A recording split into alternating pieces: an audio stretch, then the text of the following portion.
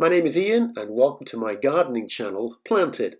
In this video, we're doing something a little bit different. I'm going to show you how to transform a front border from something like this into something like this.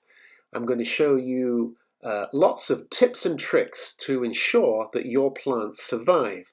It's great making the change, but if they don't live and they don't thrive, it's not worth doing. Let's go. The first thing to do is a bit of a site assessment. Exactly what are we dealing with? Now, we've got some weeds. This is dandelion. And we've also got the very, very aggressive euonymus or burning bush. This is an invasive species here in the northeast. And there's also the Japanese honeysuckle, and then we've also got English ivy. All of these plants need to be dug up by hand and removed. Do not be tempted to get a tiller in there and turn this over. You'll just chop the roots up and they'll grow back even more. Now, I like to get the plants that I want to put in my project ahead of time so that when I start to dig and prepare, I can really move my project forward. I've got 7 boxwoods and I've got 6 roses and a flat of vinca. And through my experience, I've figured out this is exactly what I need. Of course, you could go smaller sizes or bigger sizes and adjust the quantities. The first thing to make here is that I want my boxwood hedge to read as one. They'll be planted individually, but in time I want them to grow together and form a low hedge. And for that, you absolutely have to dig out a trench. Do not be tempted to plant them in individual holes. Now, as is the case, I found a little row of buried bricks that were then removed to make my trench even wider, deeper, and bigger. Now, the reason for the trench is that when we plant in here, we've got consistent growing conditions. We don't have individual planting pits that might dry out, that might hold water, which would then give variations in growing conditions. Now, this is what I call the trench shuffle, and it's not to be underestimated. I want to get a nice flat level grade on which to place my plants. And just by going side to side 2 or 3 times, you end up with exactly that. A flat grade, meaning that all your plants will be at the same height. Don't be embarrassed doing this little trench shuffle. I've done it for decades and it works very well at giving me a nice stable base on which to plant my boxwoods. Look at that, just perfect. Now I chose 7, so I can put 1 in the middle and get that set, and then I can place my 3 on one side and then 3 on the other. Now you have to bear in mind that not all plants are going to be perfectly symmetrical. And this is the true benefit of bothering to dig out a trench. You've got infinite and easy adjustments. You put the middle one in, you set the 3 each side, you space them out to get them just perfect.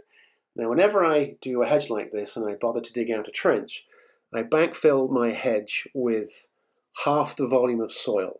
And this is done specifically so that I can use a hose to water the root ball and then water the soil around the root ball, making sure that I get this nice high degree of contact at the union between backfill and root ball. I go through and water a couple of times, and this method, I've done it for decades and it works so well. And if you think about it, using water is nature's way to move soil. It's actually called erosion. But what I'm doing here is I'm using that erosive characteristic to move soil up close to my plant. It's my benefit and to the benefit of the plant going forward. Make sure that you start at number 1, go all the way through 7, and then go back a second time to add another application of water, starting at 1, all the way back through to 7. We want these root balls uniformly hydrated. With our boxwoods planted halfway, I now add a plastic sheet to the bottom of a pot and have just 1 or 2 holes, fill it full of fertilizer, and I've got the biggest, baddest salt and pepper shaker to evenly distribute a light application of fertilizer. Remember, I'm not feeding the plants, I'm actually feeding the soil.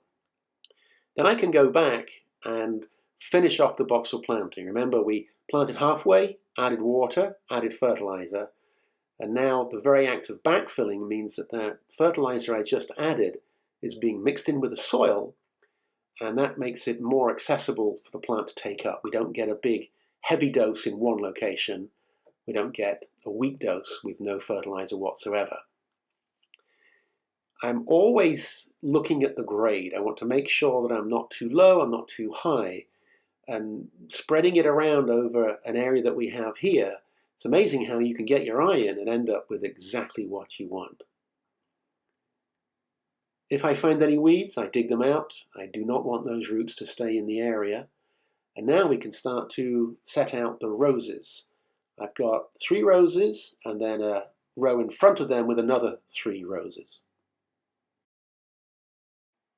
Now, because of the angle of the camera, it looks like the plants on the right are much denser than the plants on the left. I can assure you they're not. It's just a little bit of an optical illusion. Now, what I like to do when I do a planting like this is get them set where I want them, and then my first plant, I physically take it away from its spot and move it off to the side.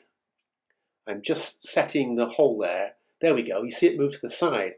And that means that I then take the plant in front of me and put that in the hole, and then I continue with the next one. Anytime that you can reduce treading and walking and compacting the soil, you should do. And here I'm going to put 5 plants in the ground in a row, start to finish, rather than doing a plant, walking off, doing another plant and walking off. And it's actually quite an easy job, I should say, once you get set up with a good practice. And here's the last hole I'm digging now, and I'll go back and get that plant that I set aside. The boxwoods are planted, the roses are planted, all at the right height. We've added fertilizer, and now I like to add another layer of plants with my flat of vinca. Many people call this periwinkle. This is the minor variety. Do not use the major, as it's very invasive. Now, you saw me turn the tray upside down, and you might be horrified. I don't mind how you get the plants out of the tray, whatever works for you.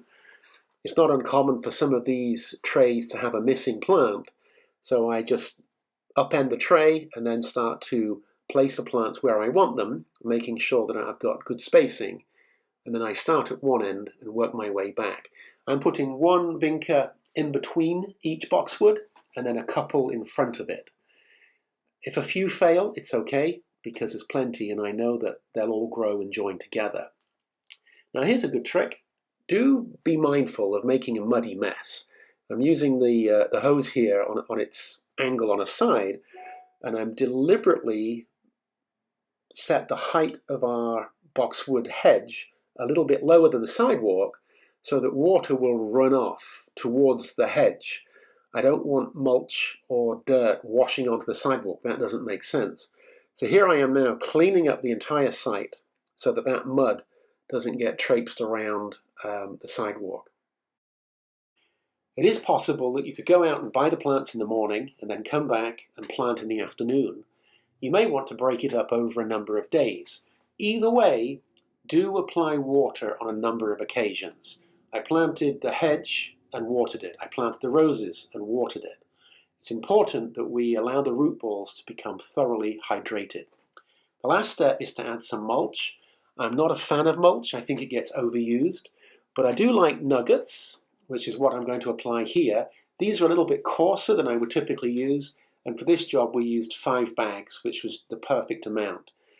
I want to impress upon you the need to avoid standing on the planted bed. I put down a layer of mulch and then I stand on that, and then I can spread the mulch more accurately with my hands. Now, a word about mulch. If you buy loose mulch, it's cheaper. You probably end up buying more than you need, and then you end up adding an even thicker layer than you need. Don't go there. And absolutely do not use colored mulch. It provides no benefit for the plants or whatsoever. It's purely for the way it looks rather than what it does. And I'm all about being planted and providing an environment for our plants to thrive. So that's the job. Job's done. Now, some may say that this planting's a bit dense, that the roses would take over the boxwoods. That's why we have clippers. Others might say it's not dense enough and they want something a bit more immediate. Well, that's your choice.